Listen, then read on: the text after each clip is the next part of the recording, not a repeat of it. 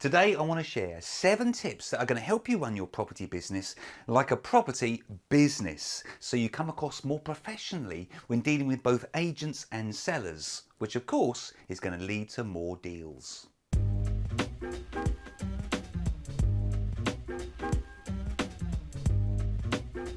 Hi, my name is Tony Law from Your First 4 Houses, and I teach people how to build a small property portfolio that generates a great income so they can give up the day job and become financially free.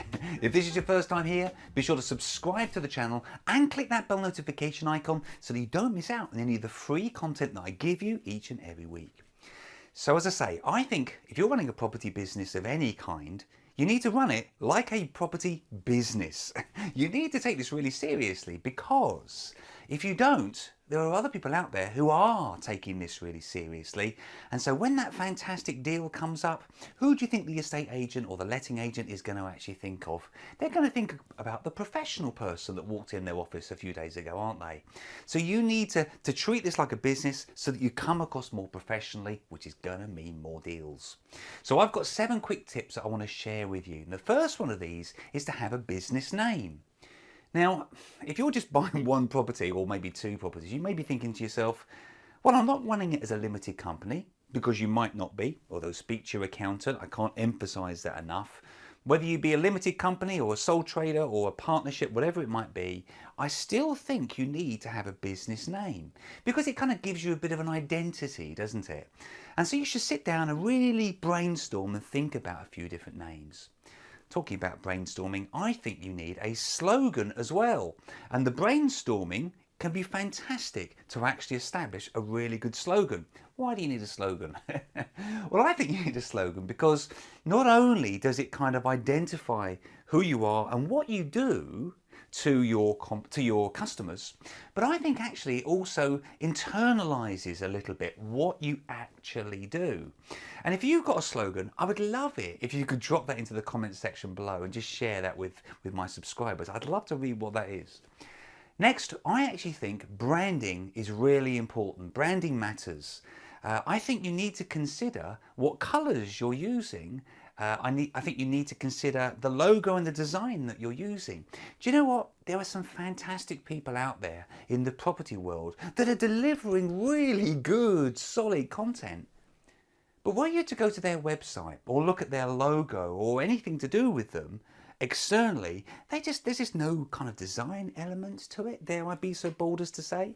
Not that my stuff is great, but I think you do need to have a certain level of branding. And I would suggest you go to Design Crowd.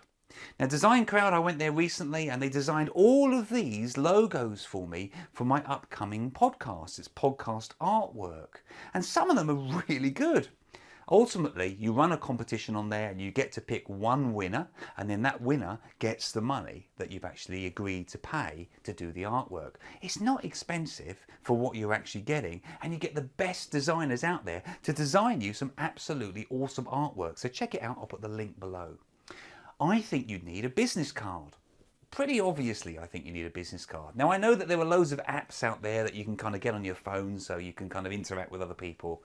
But you know what? I don't think there's anything like being able to hand over a business card, either to an estate agent or a letting agent, but also to the people that you're actually buying from. I technically think you actually need 2 business cards, but that's maybe going into a bit more depth there. But I do think you at least need to have one, and put your picture on it, because again, it makes you stand out from the crowd. If a letting agent or an estate agent has got 100 business cards on their desk, the one that's going to really stand out to them is the one with a nice picture of you on the card. By the way, if you're finding this stuff helpful, I would love it if you could just click on that link, a like button below there. It really helps me, if that's okay. Make sure that all of your emails have got a signature strip on the bottom of them.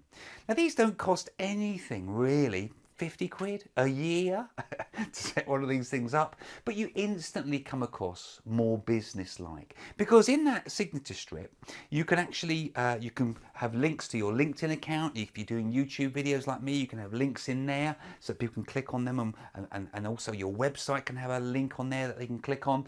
It costs next to nothing, but you instantly come across more professional, more business-like. And ultimately, that signature strip can lead to you doing more deals.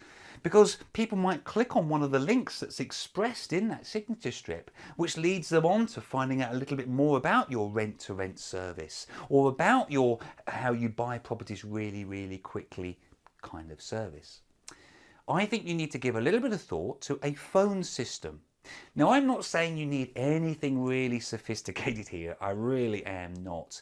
And in my online property masterclass, I kind of teach people a very simple way to kind of set this up. But I do think you need to consider having some kind of phone system. Now, I think it's okay, absolutely okay, in my opinion, if you're dealing with estate agents and letting agents, for you to give out a mobile number and they phone that mobile number, and if you're not there, which, let's be honest, is going to be more often than not, you're not going to be picking up the phone. If you're interacting and busy throughout the day, they can just leave a message on your mobile phone. But I think it's absolutely unacceptable if you have a motivated seller that's phoning you. They've drummed up enough courage to pick up the phone and give you a call and ask if you would be interested in buying their house.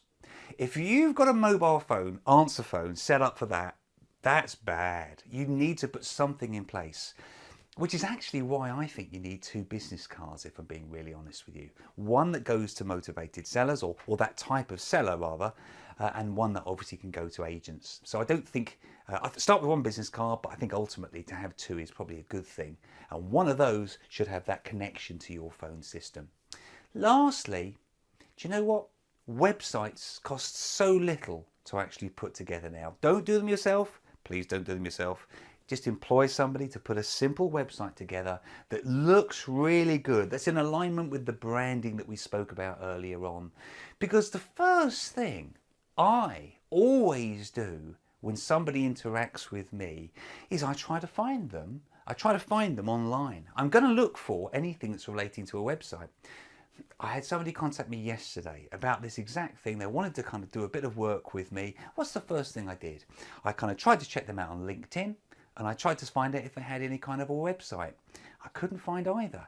So I'm really sorry, but I'm kind of not really taking that inquiry seriously, because they're not really coming across in a business-like way, if I'm being really honest.